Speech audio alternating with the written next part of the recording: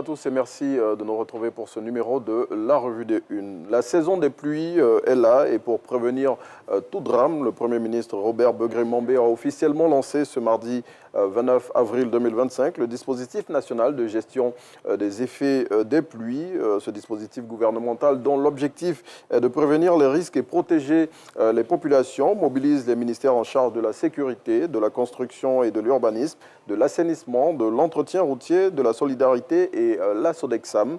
Sensibilisation des populations, nettoyage des canaux d'évacuation, identification des zones à risque, recasement des populations ou encore interdiction des remblais le long de l'autoroute du Nord sont notamment les actions préventives qui vont rythmer les activités de ce dispositif selon le mandat.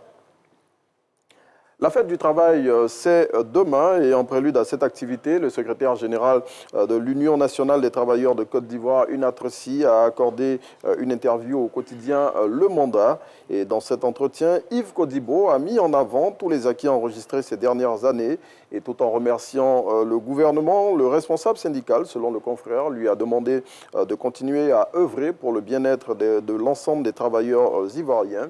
Yves Codibo conclut le mandat à inviter ses camarades à se mobiliser fortement pour célébrer le 1er mai demain.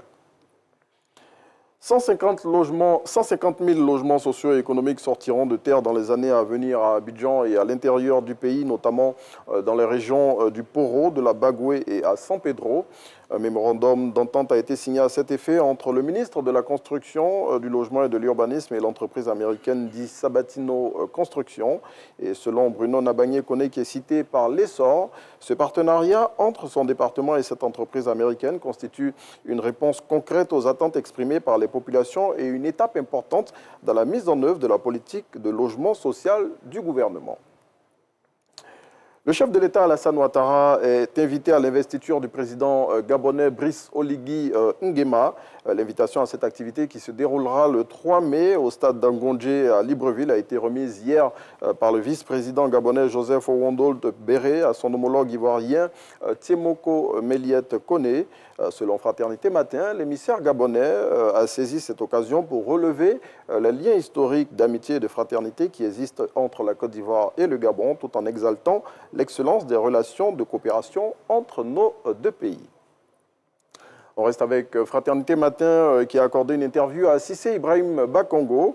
Dans cet entretien, il s'est prononcé sans détour sur les sujets politiques d'actualité, de la radiation de Tidiane Thiam de la liste électorale provisoire au concept trop c'est trop lancé par Laurent Gbagbo en passant par les tensions du moment. Aucun sujet, nous dit le confrère, n'a été éludé par le secrétaire exécutif du Rassemblement des Oufouettistes pour la démocratie et la paix. Et selon Fraternité Matin, il a indiqué que rien n'est figé en politique et que tout était encore possible entre le RHDP et le PDCI. Et puis l'artiste ivoirien Didi B sera en concert ce 3 mai 2025 au stade Félix Houphouët-Boigny. Et selon la régionale, dans le cadre de cet événement, l'Office national des sports procédera à une expérimentation de plaques de protection de pelouse permettant ainsi d'accueillir du public sur cet espace tout en préservant l'intégrité du gazon. Le confrère ajoute que conformément aux recommandations de l'Office national de la protection civile, ONPC, et pour des questions sécuritaires, seuls 1500 spectateurs auront accès à la pelouse. C'est ici qu'on s'arrête pour ce numéro de la Revue des Unes.